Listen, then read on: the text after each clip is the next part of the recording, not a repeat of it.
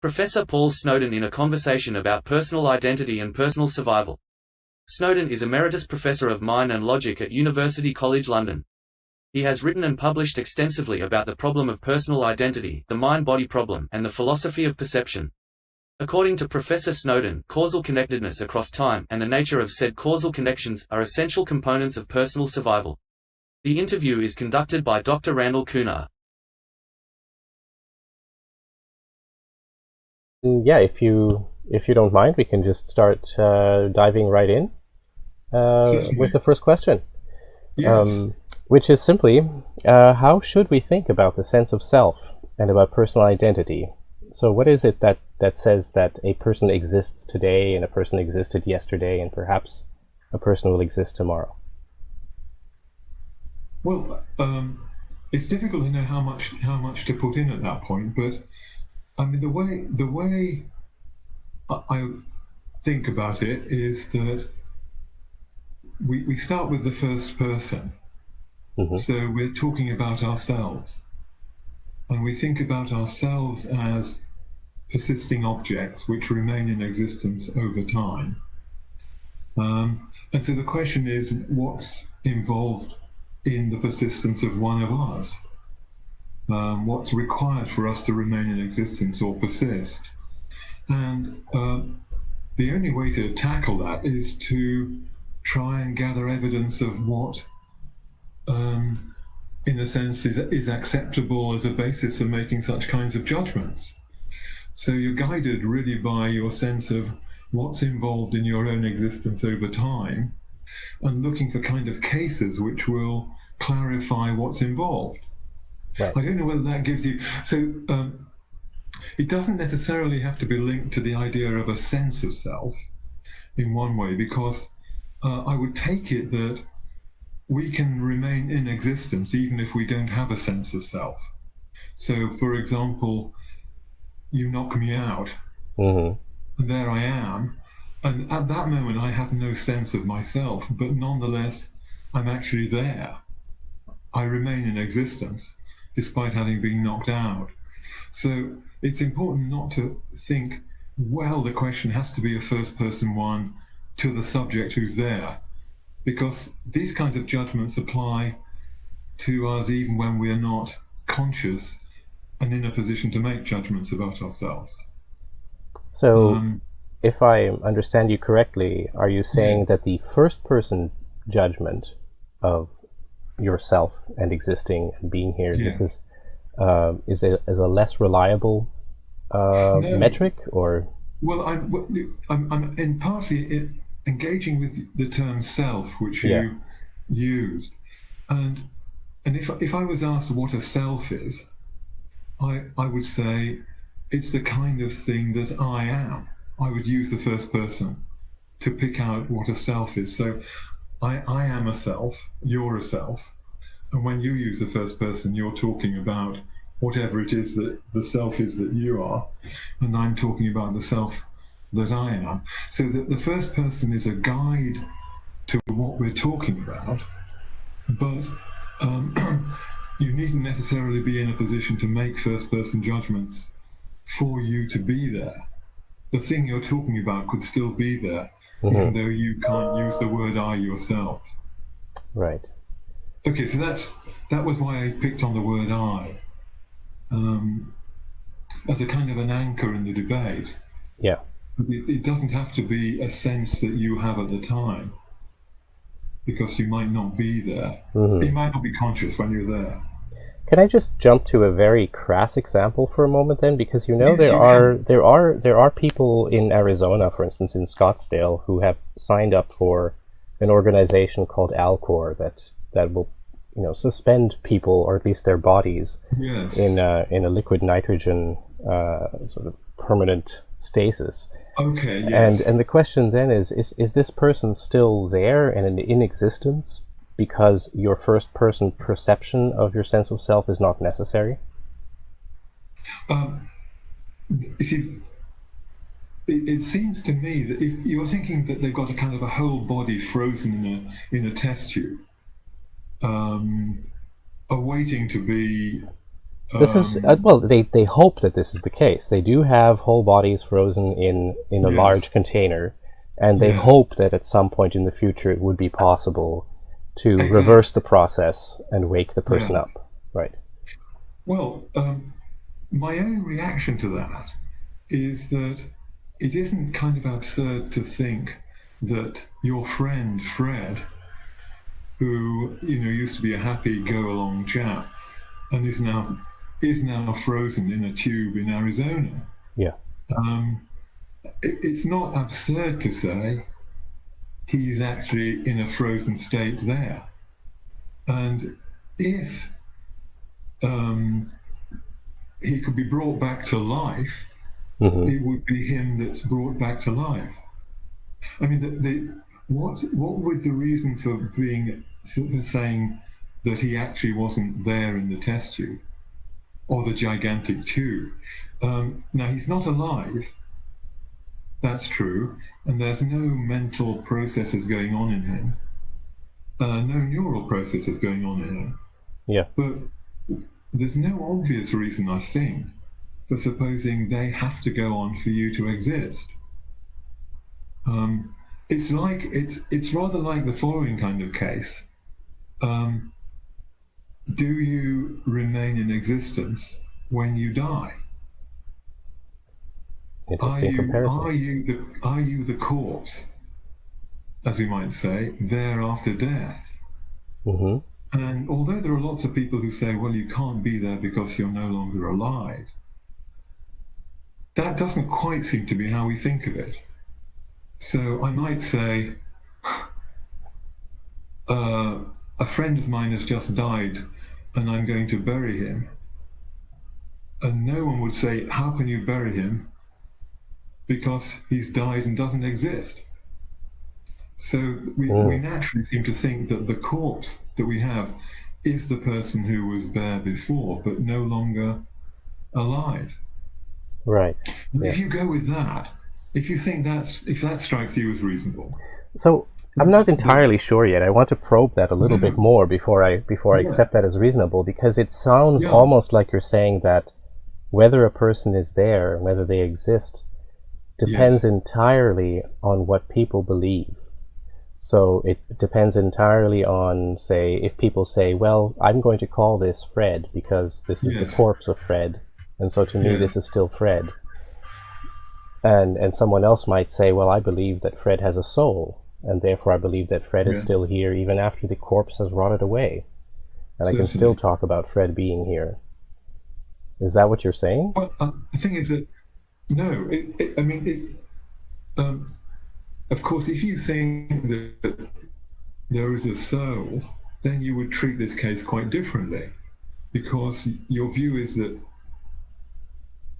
Fred is a soul separate from his body but somehow linked to it. And then, of course, the death of the body doesn't tell you anything about what's happening to Fred, who's the soul, because he could have drifted off somewhere else. So I'm kind of myself working within a framework which holds that there aren't souls, and that thinks of human beings as basically physical systems, and that when we're thinking about ourselves, that's what we're thinking about, some kind of physical system. So I'd set the soul thing aside. Now, you are right. It's very difficult to argue this case one way or the other. But in a sense, just talking to you, what I'd be saying is, well, do you think you can bury your friend? Do you think you bury the thing that was your friend? Do you think that? I certainly think I would be burying my friend's body, yes. But I would think of it as my friend's body. I mean, it's the corpse, right? This is no longer... As someone, naturally, just because of how I think about what generates self and what generates consciousness, my assumption is as soon as his brain begins to deteriorate and the Yes. neurons would no longer be able to support the kind of activity that generates consciousness, Yes. then Fred cannot be Fred anymore. There is no way to bring Fred back. Therefore, this is the corpse of Fred and not Fred. Okay, but why is that your view? I guess because I assume that that consciousness and self are reliant on things such as memory. They're reliant on the processes in the brain that generate our ability to perceive and our ability to act and respond. Yeah. I mean, the view you're taking now is certainly very popular. It's a popular view. It's slightly more extreme than the view of some people that life is necessary for you to remain in existence. So that for them, death is the end of you because life has ceased. Now, there's a difference between life and consciousness and mentation, because certainly you can have, well, as I would put it, you can have people who suffer terrible brain injuries and who lose the ability to be conscious but don't die. Yeah. Okay. Now, you're saying that in that condition, it's no longer the thing you pick out when you're talking about yourself. Yeah, I'm kind of saying that. So it's true. I do take a somewhat extreme position there in the sense that I do like to think about the sense of self or a person's identity both from a third and first person perspective, where a third person perspective can, for example, judge that this is still Fred because there is a body that is alive and Fred is still able to do rudimentary responses like responding to pain or something like that. But there's no one home. Fred is not really responding like Fred, and Fred has no internal sense of awareness and no perception, and so in a sense the first person perspective is gone. The first person perspective is gone, yes, but you do have to admit that there are occasions in your life when you lack a first person perspective. Oh yes, absolutely. So for example, you get knocked out or asleep even during certain phases of sleep. So you have to admit that a first person perspective, so a first person perspective isn't a necessary condition for you to remain in existence. No. Witness these lots of familiar types of case. So that makes it harder to argue that the ceasing of consciousness and the first person perspective is a matter of you ceasing to exist. I certainly would not argue that. I would merely argue that the ability for the first person perspective to return is essential to continue to exist. Yes. Okay, now that's it, there has to be the capacity for that. Yes, that's what I would argue. Yeah. I mean, but I mean that is there are consequences of that view which are slightly counterintuitive. I agree. You can always go, say, well, I'm happy with it. They would be things like, suppose one of your parents suffers such an accident and is hospitalized.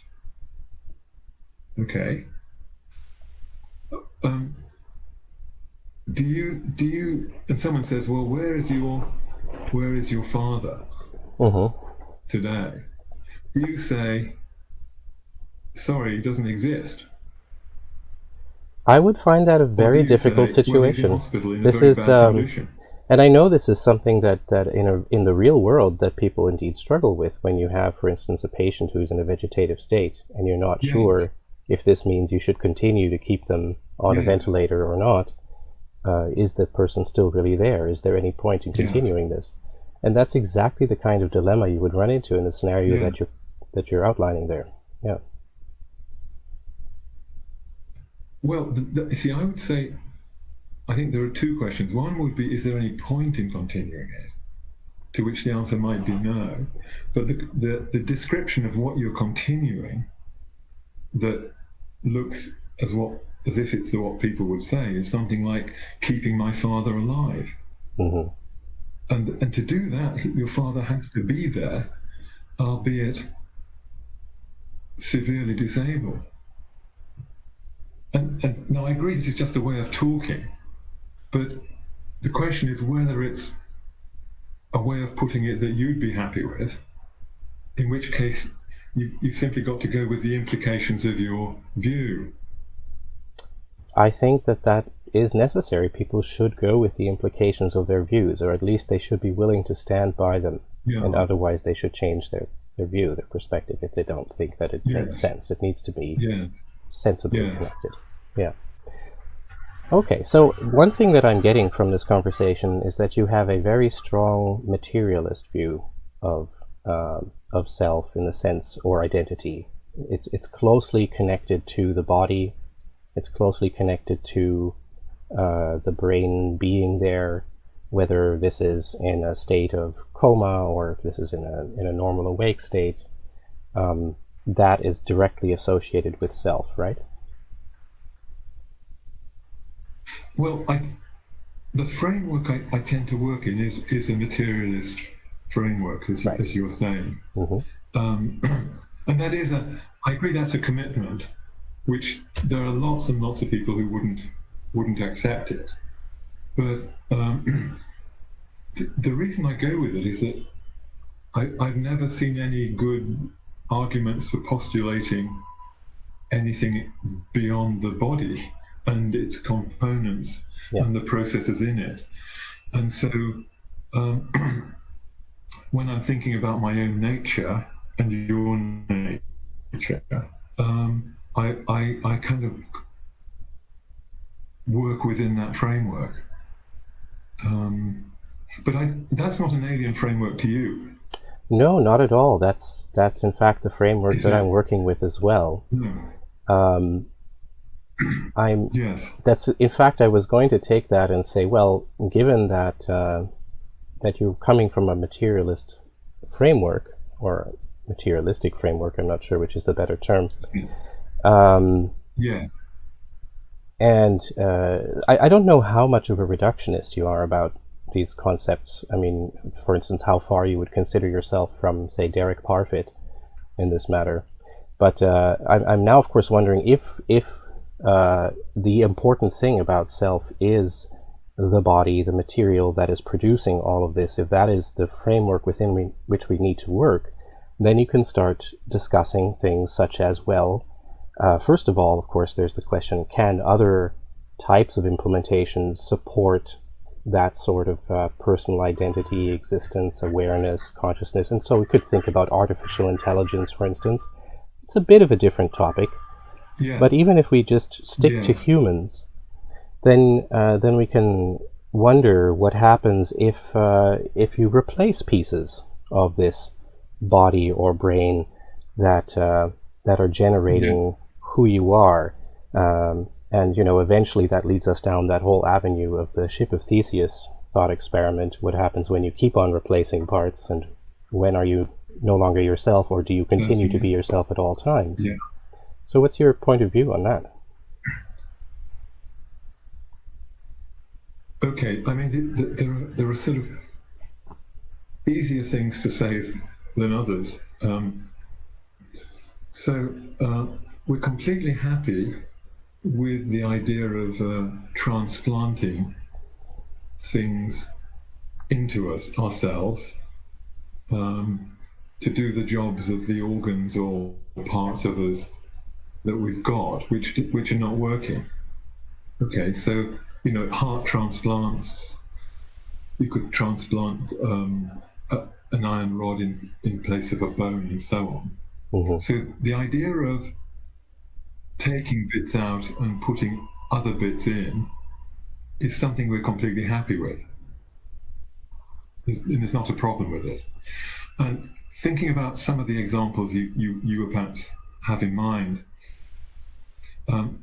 it wouldn't seem to me in any way objectionable to think that you could have prosthetic elements in the brain. You could, if certain things are going a certain way in the brain, replace them with prosthetic elements. So that seems to me just a general kind of possibility that we're happy with. We don't really think that your identity is threatened by putting into you prosthetic devices throughout, in different points in your body. So that, as a general possibility, that looks okay, even at the neural level. Right. I'm not saying it's possible at the neural level, but for the purpose of this discussion, we'll pretend it is. So as a general possibility, that's okay then. And now, the question is, what have we got to envisage next? Yeah. Do you think? Yeah, that's where, in previous conversations, I've always tried to do this in a step-by-step manner, because it's very good to see where one begins to feel that there might be a problem, even if everything seems to make sense. Because I agree with you that we don't generally have a problem putting artificial prosthetic replacements into our bodies. And I think that, let's say that for the purposes of this conversation, that the team over at UCS that is working on their hippocampal replacement, their neuroprosthetic for the hippocampus, that they managed to build this device, and it becomes so good that you can actually use it to replace an entire hippocampus, and it's used to continue to help the patient generate new memories. As a first example of that, and then I assume that people will be okay with that. They are going to say, yes, I just had a neurosurgery and they gave me a new hippocampus. My memory works as well as it did when I was a child. I'm very happy with this. And they will say, yes, I survived the procedure, everything is fine. And you can imagine that that same thing could be done for almost any part of the brain. And if we're, for the purposes of this conversation, if we're worried about the precision or the detail in those neural prostheses, we can, for the sake of argument, just assume that it's arbitrarily precise, that you could replace it such that the neural prosthesis is an identical biological copy. And if we do go down the path of the ship of Theseus there, in the ship of Theseus, basically the argument is the ship still the same if you keep on replacing the planks, but the planks are normally being replaced whenever the ship comes into port, and there's a journey in between, and you could say, well, the boards are being worn down as they're being brought from one port to another, so they become a part of the ship as they sort of become a part of its journeys. But if you were to replace all of the planks at once, that's an entirely different story, right? Or is it? That's one. Yes, I agree. It is relevant to kind of adjudicating these cases about whether you're dealing with a partial replacement from time to time, and as opposed to what looks almost like destroying one thing and building another. Yeah. Indeed. But the question then is... I agree. So yeah, how do you adjudicate? Is there ever a rate of replacement where you could say, well, this is too fast? Yes. Yes. You've hit a point now where it's very, very hard to start feeling confident that one can answer that question. So, yeah. But what might we use as a... You're hoping I can give you an answer? Well, I don't necessarily expect that you'll have an answer, but I think that you must have, I hope that you have a fairly strong set of arguments about what makes someone still be the same person in terms of this sounds permissible, that sounds not permissible, And somewhere here along the rate of replacement argument, that's where these things do get tricky. I had a similar conversation not so long ago with Professor Jeff McMahon, and he ended up at this point, and this is where he said, I believe there is some rate of replacement where you get lost, but I can't tell you where that is.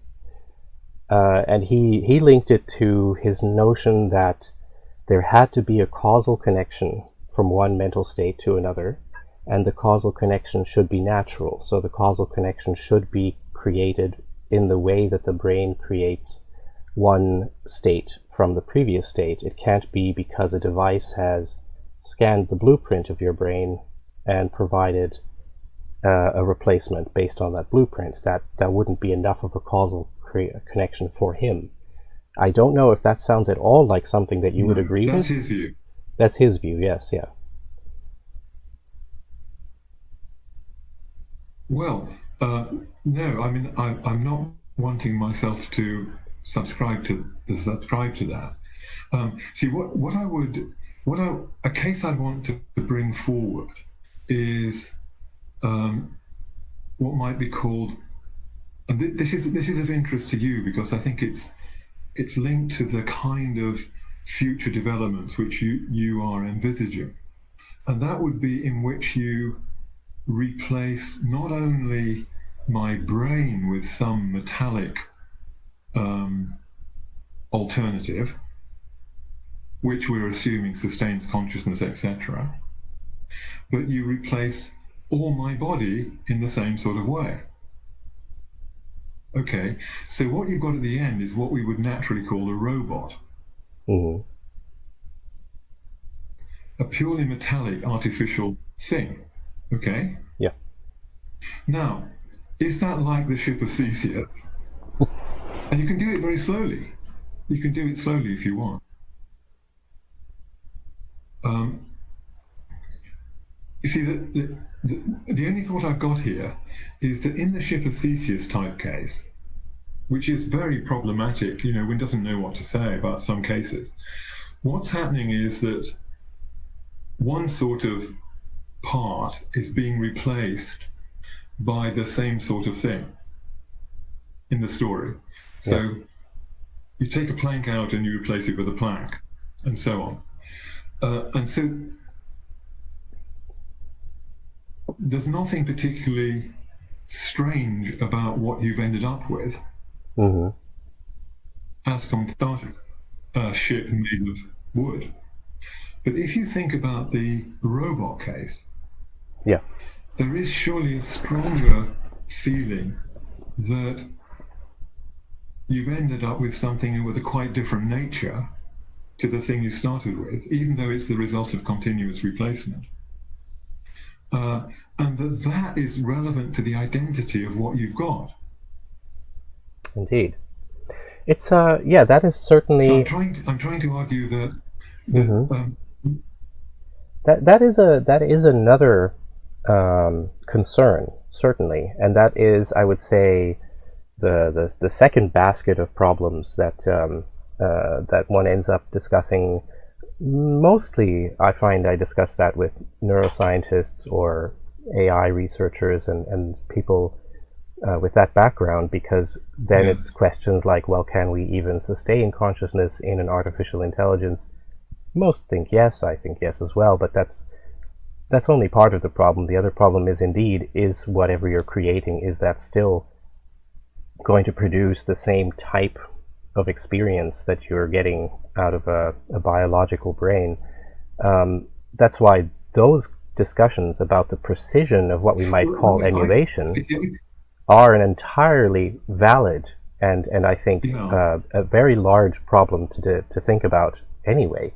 But it's a little bit separate from the problem that we were talking about here, because the thing I find very interesting is that when you do just assume, for the sake of argument, that you can make a perfect replica. Now, we're not talking about a robot. Let's say that you use some kind of biotechnology to clone all of the parts of your brain, and you end up with actual biological replica of your body and of your brain.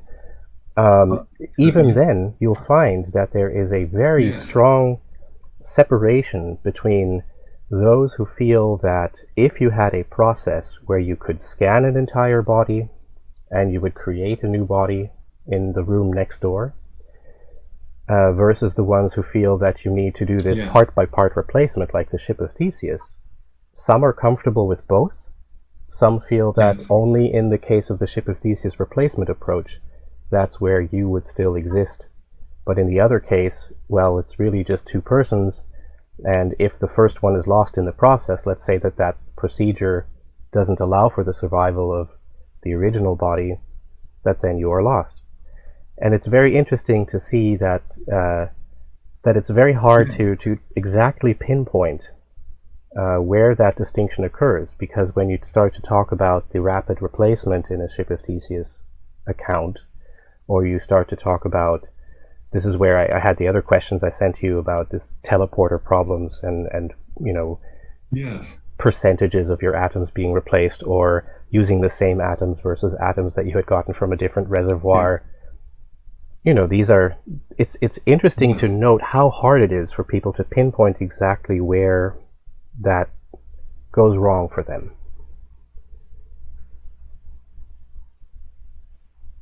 Certainly, but I mean, it is that the kind of questions we're talking about now are certainly ones central to what might be called tracing you yourself, the person, over time through different scenarios. What we should be saying about that.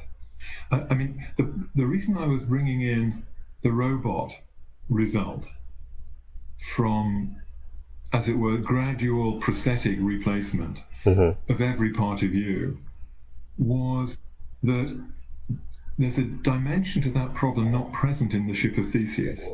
Certainly. Which is that in the ship of Theseus, you're ending up with a ship made of wood. There's no different nature to it. But when you're replacing bits of you, ending up with a robot, you've not only replaced all the stuff that you started out with, but you've ended up with something which, now, what one's inclined to say, has a nature, as a thing, which is not the nature that you, as a thing, have. Because when you talk about yourself, you're talking about a human being. You are a human being, right? And there's it's not sort of, it's kind of hard to think that an entity, a human being, can become an entity of a completely different kind. It's very difficult to say when switches happen. Right, exactly. Because, I mean, of course, if we're going to worry about that, then we have to think about things like scale separation. Is there a point in all of the processes of what the brain is doing where you can say only the functional result above that level is what matters to the perception of everything that's going on, and that you would regard as your nature, and below that you could replace it with whatever else is there? Those sorts of arguments come into play, but for the purposes of this discussion, we could, for instance, posit the situation where a future society is able to create a robot made of entirely different materials, but the robot happens to look like a human, and it so happens that they are very good at making functionally the same type of brain that produces the same kinds of cognitive behavior and mental experiences and perceptions. And they went ahead and they replaced you last night, and you had no idea. So, you know, if we're going to start arguing about that, I haven't got the case. Yeah. What's the case? The case is where you have a robot that looks human. Yes. That has a brain that produces cognitive behavior and perceptions as a human would. It has a brain. It has a brain. Yes, it has a brain too. Yes. And I mean, it's an electronic brain, but it's a brain, and it's generating the same types of. Right, it's an electronic brain. I mean, it's all artificial. Because this is the case you're bringing up, is everything's being replaced with something that is not naturally part of who we are. But if we don't want to talk about, say, R2D2 or C3PO or something like that, instead we want to talk about something very sophisticated where you're actually trying to build a prosthetic replacement that would be acceptably the same type of thing as what you would have in your body or in your brain. So if we're going in that direction, then we have to posit the sort of robot that is mostly indistinguishable, except if you run him through an X-ray, or if you try to cut him open, then maybe you can distinguish that is a robot. Yeah. But otherwise, no. Yes. So then, yes, but this isn't. No, we're allowing that in principle, for the purpose of this argument, you can create a human-like robot. Yes. Okay. Now, that in and of itself doesn't tell me anything about what can happen to you and me. The question that we face is, could you become something like that or not? Right. Okay. And the one point is, it's not quite just like the ship of Theseus, where you replace planks by planks. Right. Because what you end up with is, in its nature, radically different from what you started with. For example, it's not going to be alive in the normal sense. In the sense that it's not going to have to ingest food. Mm-hmm. It'll plug itself in, presumably, or something. Presumably, yeah. And so you've got, it's a really different kind of thing from you, but could you become that thing? And when I'm thinking, when I'm thinking about myself and thinking about you, what I'd naturally say is, I'm thinking about a human being that I am, and the human being that you are. Right. And this couldn't acquire the nature of a robot. It still doesn't seem very clear to me, though. I'm just appealing. Yeah, because you can argue all sorts of things, like, let's say, if someone has to be fed through feeding tubes rather than eating in a natural way, does that make them any less human just because they are being fed by a tube? No. Or if we were to speak of someone like Stephen Hawking, who couldn't move himself around and he couldn't speak for himself, and he had a machine doing his talking and he's sitting in a chair. Or what if we go to a future version where you can take the actual biological brain out and put it inside of a cybernetic body? Is this no longer a human because they now have a robot body that plugs itself in? So there are all these in-between stages, right, that you could talk about. Yes. No, I agree. But that's a different case. That's the case where you have what might be called a central human organ inside a completely non-human support mechanism. Right. Now, if we have this central human organ, and it's inside a non-human support organism, and then you start to replace individual parts of that central human organ, just like with the hippocampal prosthesis, etc., which we previously said was fine, people would be okay doing that, ultimately you end up with the same thing as when you're creating You do. That's true. Yeah. But it's clearly, I'm not wanting to occupy this view, but it would be clearly a possible view that as long as you've got as your central organ a human brain, we've got enough for you as a human being to persist. And is there some minimum that has to be there? How many neurons do you still need to have? Well, I couldn't answer that question, but that doesn't mean, the fact that that's a question doesn't mean to show there doesn't have to be some central human organ.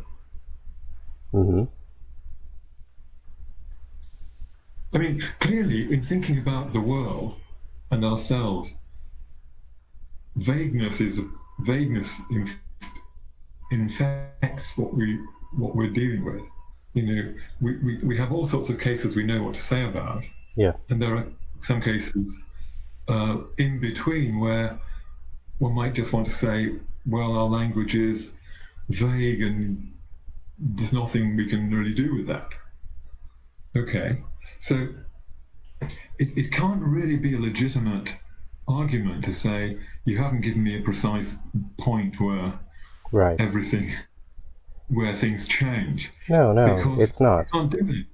I completely agree, and I think that there is a lot of fuzzy ground here where even what we perceive as being acceptable may change over time depending on what we're used to.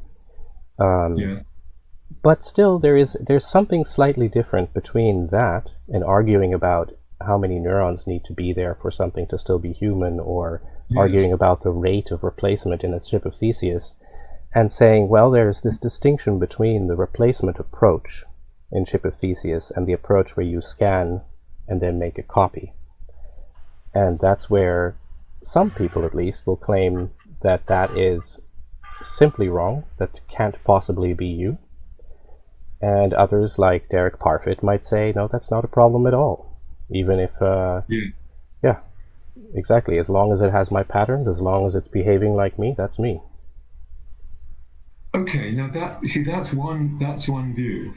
So this is the teletransportation type of case where you don't transport matter. Mm-hmm. You simply scan the thing you start with, the human you start with. Right. In particular, you scan what might be called the mind. Mm-hmm. And then you send instructions to some other part of the universe, maybe next door for all that matter, sure. To construct something which has the same, quote, mental features, mm-hmm. and can behave as well. And then the claim is that's you. Okay, because there's a resemblance between the person that you were and this new entity. Sorry, this entity. Right. Yeah. And part of its view is that could be you. Okay. But you see, the standard problem with that kind of case is what happens to the entity which acted as the origin for the template. Right. In this case, you. Mm-hmm. Okay, now as Parfit envisages it, you get meshed up, right? And so the thing that's produced in the other room hasn't got any competitor to being you, mm-hmm. because you've been, as we might say, mashed up. Right. Yeah. Okay. Now, then you face the following scenario, which is a slight modification, which is actually you don't get mashed up. Mm-hmm. The replica is produced and you're in the room as well. Right. Yeah. Now, is the replica you now? I would say that is the same argument as if, say, for instance, if you were mashed up, but the device on the other end produced two copies, then you have the same problem, right? Oh, well, no, I think it's slightly different. You see, slightly different? You take the case I'm offering you, okay, I think it's clear that you remain in the first room and the replica is in another room. And the replica can't be you because you're in the other room. Right, yeah. Now, this has an implication, though, because it means that on Parfit's type of view, the identity of the second object depends on whether you're around or not. Yeah, that doesn't seem to be very sensible to me, anyway. That doesn't seem sensible, because it's in effect saying which object we've got in the next room depends on what we've got in your room. Mm-hmm. And yet, how can you alter the identity of what you've produced in the second room? Yeah. So when I had this conversation with Jeff McMahon, he made a very interesting observation. He pointed out that perhaps the question of identity itself, or the label identity, is not the right one to be pursuing when you think about survival, and that survival is more about psychological continuity, which is pretty much what Derek Parfit is going after there. And that exactly these sorts of problems, like the split brain example where you create two persons out of two hemispheres, or you have this copying problem in the teletransporter, that all of these problems, these paradoxes, point out that it isn't really identity that matters in these cases, but psychological continuity. Continuity. That's the term he used, yeah. Well, but you see, what you start out by saying at the very beginning of all this debate, right, is this is a question about what it is for a person to remain in existence. Yes. What is it, under what conditions can we say, I'm around, having been around yesterday, or something like that? Yeah. Okay, so if that's the context of the discussion, it then becomes mighty peculiar to say, well, we're not talking about identity and objects. We're talking about something else. Mm-hmm. Because the whole grip of the problem comes from the way you set it up, which is, will it be me or not? Yeah. And you can't just abandon talk about yourself in thinking about these matters. It's absolutely central. So, although Parfit himself probably would have agreed with what McMahon was saying, because he did want to say, survival is what matters, not identity. That attitude doesn't look as if it really does justice to what gets us into the problem in the first place, as you I think were saying, basically. Yeah, and to probe that just a little bit further, because when we got into this discussion of this paradox, you mentioned that this problem wouldn't exist if, or at least I don't know if you mentioned that, but it was maybe perhaps implied that if the matter of the first person had been transported to the next room and been put back together there, that this would still be the same person. Is that what you would say? That would still be the same person? Well, I was thinking that matters. If you're going to think about, this is called disassembly and reassembly. Right, yes. In effect, what's going on. Now, in animals like ours, that doesn't arise because we can't disassemble and reassemble in the world not in that sense, as we no. occupy. No. So you've got to think about the objects where we can do that. Okay. Now, let's take an example. Your favorite bicycle. Yeah. You've got a bicycle.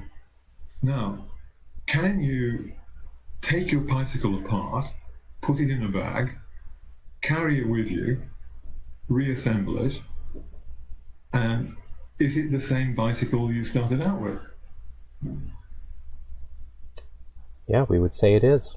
The same bicycle. So what that illustrates is that our thinking about identity of objects allows, where it's possible, that we can disassemble and then reassemble.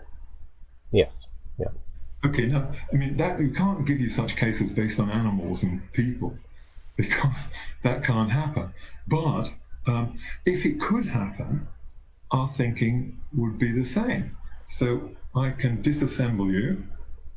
I've got the matter. Yeah. And then I reassemble you, and it's you. It seems like another slippery slope, though, doesn't it? It seems like one of those slippery slopes where we have to wonder if our intuition about what matters is correct, and if perhaps Derek Parfit was correct instead.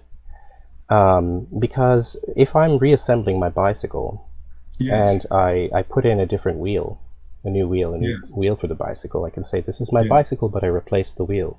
It's an identical wheel, so everything's fine. In the same way, in the teleporter, you could decide that you're only going to use half of the atoms you used before, and then the other half is from a new set of atoms, but they're all put in the right places.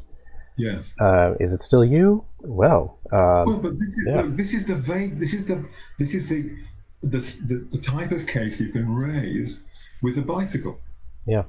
how much of the bicycle can you replace? And you'd say, well, look, mate, if we put all the pieces back together again, it's the bike. Yeah. Right? If we leave those pieces in the bag and get a whole lot of new pieces, it's another bike. Yeah. But we end up with the same So thing far, as so with the good. ship of Theseus, right? Because then we ask if we just have the bell, the old bell from the old bike, and the rest is all If replaced. you just have the the the little bell, then is it still the same bike? But I'm trying to defend the view. I'm trying to defend the view that in our thinking about objects, the notion of disassembly and reassembly is one we're perfectly happy with. Yes. Okay. Of course, then once you've accepted that, then you can see why the fact that we're dealing with the same matter reassembled might be relevant to whether it's you or not. It is definitely relevant. As it is with the bicycle. It is definitely relevant to the notion of it having the same identity. I would agree completely with that. Because that's how we think about it. That's how we think about it with bicycles or with any other object, and certainly with ourselves as well. But whether that is the essence of what it means for the bicycle to survive, that's where it gets fuzzy again, because if we take away half of the bicycle because it was no longer that great and we want to replace it with new parts, we're perfectly fine with repairing bicycles. So again, in the teleporter, if we're replacing half of the atoms, this could still be you, because we were happy with replacement parts in most of the things in everyday life. And we said, this is still my car, even though it's been in a crash and we've had to replace quite a few things. So we end up at the ship of Theseus again, even though we're now in the teleporter, right? I wanted to say it's perfectly reasonable to draw a distinction between cases where you are reassembling a human being, cases where you are simply constructing a human being according to some pattern from another human being. Well, it's reasonable to distinguish those. I would agree that it's reasonable to distinguish those in terms of applying identity to it, to say, in terms of identity, this is the same bicycle or this is the same person. Yes. But then the question arises, as Parfit said, whether or not identity is really the thing that matters in terms of survival. To survive a procedure, do you need to have the same identity? That's what you start wondering about, because there's this other part of my intuition, I guess I might say, or how I feel about things, that it seems like it shouldn't really matter if my atoms are being replaced because they're identical. If you were to replace 50% of my atoms right now at random with the same type of atoms, I wouldn't know the difference. It would never even occur to me to feel different. I would still be me.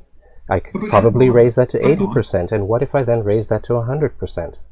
And it suddenly happens, just like this. There would be no difference. I would still be here, even though all my atoms were suddenly replaced. No. The way you're putting it is a stressing identity. You're saying, I would still be there.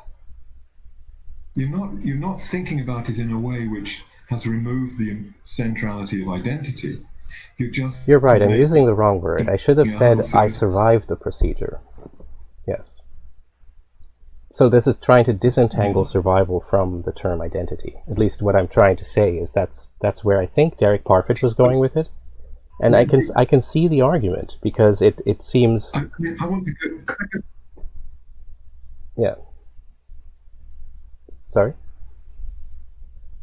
Well, Parfit's central argument is the duplication argument. Yeah. And it's a very, very ingenious argument indeed. And that's where you provide the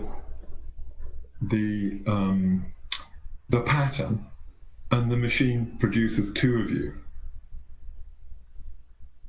two things which resemble you, and we're going to assume that the original is destroyed.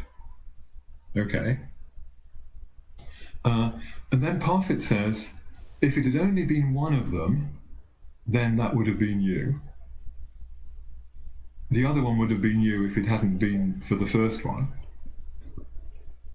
That's therefore a double success, but because there are two, it can't be you. So it's a success, therefore you're given what you really want, even though you're no longer there. Mm-hmm. And that's Parfit's very, very clever argument. Okay. But that does run up against the problem I was trying to bring out about you can't really say the identity of what you've got if one of them doesn't work is one thing, whereas if the second one is created, then you've got a different thing, because it's fairly obvious you've got the same thing whatever happens with the other case, and you can't really alter the identity of what you've got depending on what's happening elsewhere. That's the counter intuition. So that Parfit's description of the case as a double success is questionable, and therefore there's a kind of a step in his argument which is problematic. I don't know whether I put that clearly enough. But no, I get exactly what you're getting at. I'm trying to counter Parfit. No, I understand. I think if Parfit indeed says that is you, that your identity, that is your identity, if the first one is gone, Yes. that can't hold. I thought that the point was that he was trying to make a distinction between successful survival of a procedure versus assigning the same identity, because an identity cannot. Yes, he was. Okay, if he was doing that, then he couldn't say that this has the same identity in the case where you have the double success, because an identity, I mean, logically you can't have two. Yes. Right. So I hope he wasn't using those terms then, otherwise that would make things rather paradoxical. Well, you've then got to he then faces the following question. Okay, so you have you're scanned, and the machine produces one replica, destroys the thing that's left behind. Why is that a success? I mean, on the face of it, it looks like you've been destroyed and a replica produced. Well, in order to make that a success, or a case of survival, presumably it has to be you that comes out at the other end. Because if you've been destroyed and what comes out is a mere replica, why is that a success? But then if you say, it has to be you in order for it to be a success, then you face the problem, how can the identity of what you've got turn on whether the other regeneration produces a replica or not? No, I understand the argument from that point of view of identity. It's just the thing I'm struggling with is that it runs counter to my my feeling about how, in a materialist world, how these things should work. Because if you are transporting the exact same atoms to the other room and you put the person back together again, then that person has the same identity because of how we think about reconstructing bicycles, etc. But if you transport just the data to the other room and you reconstruct the particles, then that is not survival. Even though these atoms are the same, atoms were always put back together. There was space in between, there was time in between. So all of the material concerns about this are exactly the same. They're replicas. They're all replicas. Yes. Well, and yet we're simply saying this was not a success just because those atoms, which are identical, there's nothing different between a hydrogen atom of one type and a hydrogen atom of another. It's just that we are putting a label on it, something completely fictitious, a name that we're adding to it and saying this is Fred's atom. And just because we're giving that atom that name Suddenly this is a success and Fred survived the teleportation, but if we used a different atom, then Fred didn't. And that just feels really counterintuitive because the atoms are identical. Yes, they are. They're all replicas. But what I would want to say at that point, Randall, is you mustn't forget that we're talking about you or me. Yeah. That's where we start. But this is the crux of the mystery that we're trying to get at, right? And the slogan I'd want to put forward is, you are an object made up of matter. Yes. Okay. And therefore, you can't just say, well, any old replica is as good as having me, because you are a particular object in the world. And what we're interested in is your survival. But we are okay with gradual replacement of these atoms that make up who I am. So the ones that we've labeled as Randall, for instance, we're okay with replacing those. In fact, the body turns over most of its cells within about 7 to 10 years anyway. They do. So we're fine with that. And then we're back to the question of what rate of replacement is okay to still say this is still the same identity. This is still Fred or Randall. And then it becomes this weird fuzzy argument about how fast can you do that. Yeah, you can't use the word replacement exactly of the parted type of case. I mean, the word replacement isn't appropriate there because what's happening is the construction of a new object. Nothing's being replaced in another object, in a pre-existing object. Right. That wouldn't be an appropriate way of speaking in connection with that kind of case. Now, of course, you are right. There are these other cases of the gradual replacement cases. Mm-hmm. And we were kind of thinking about those earlier. And all I was wanting to say was, it's one thing to the material that you're made of, which you can, to some extent. A witness, for example, a slow example of the ship of Theseus. It's another to say you can replace things which are part of you in such a way that at the end of the whole replacement process, you've got something which is of a quite different nature to what you had when you started. Yeah. Admittedly, with the same But doesn't it seem like... So this is really the crux of the problem. It's the sort of central mystery of why we attach so much importance to these labels of identity. And we really feel that strongly. I feel that strongly as well. I feel very strongly that, of course, these are the Randall atoms. And if you create another Randall over here, how can that be me? But at the same time, and we said, okay, some gradual replacement is fine. And if we're talking about our bicycle, maybe if we only replace a wheel, it's still my bicycle. But if we build, let's say we keep 80% of Fred, and the only part that we replace is his brain, then all of a sudden we say, oh my goodness, that's not Fred, even though that's just 20%.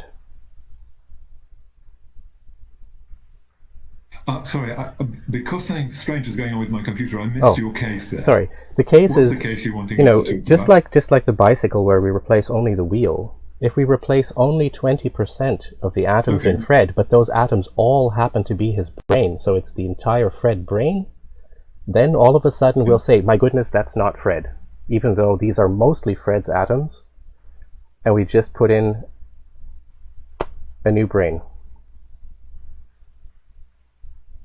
Well, who's saying that? I have a feeling that a lot of people would say that. And maybe I'm wrong. Would you say that? Would you say this is Fred surviving? No, you're right. You are right. A lot of people think that the central element in survival is going to be the brain. Yeah. Okay, so if you mess with that, then you are removing the person or you even if the rest of it is left as it is. Mm-hmm. A lot of people think that, yes. True.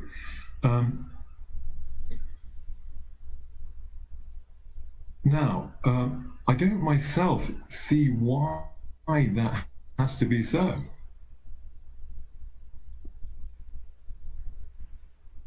I mean, we were talking earlier about transplants, which we were quite happy with. Yeah. We're happy transplanting hearts and livers and kidneys, etc., etc. Is there any reason why we couldn't, if your brain got some terrible disease, transplant a brain into you? So I think that is not a problem, and I think that most anyone who is fine with this notion of creating a copy of a brain, scan and copy, would say make a copy. Yeah. Oh, we suddenly had another person on. Sorry, someone's coming. I think maybe this channel is also being used for something else. Is it already that late? Oh my goodness, we have been on for over an hour. Okay. So we should probably wrap it up soon. But just to quickly say, I think that most people who are fine with the idea of just scanning and copying a brain, and that you can survive that way, would say make a copy and then transplant that into the body. Fred has survived. And the same people who argue that you need to gradually replace every part of the brain for the person to survive would say, no, you cannot, under any circumstances, make a copy of the brain and then just transplant that into Fred for Fred to survive. No. Okay. It is a very, very difficult case. But, I mean, I was envisaging a brain transplant even without all this messing around with the brain initially. Yeah. That is to say, your brain not working well, so let's give you a new brain. As a possibility. And we need some reason for ruling that out. Right. Yeah. So I don't really know the answer to that right now. I think you've given me... Sorry. I'm having some audio problems at the moment. No, I don't either. Maybe the technology is telling us that we should should reach an end. It certainly has been very thought-provoking. I think you're right. Yeah. So I want to thank you very much. The arguments that you've made are very good arguments, and it's going to lead to a lot of ensuing discussion, I'm sure. Thank you so very much, and I will let you know as soon as we've created the final version of this recording. Yeah. Right. Thank you very much for talking to me, Randall, actually. I've enjoyed it and learned a lot from what you've been saying. It's been a great pleasure.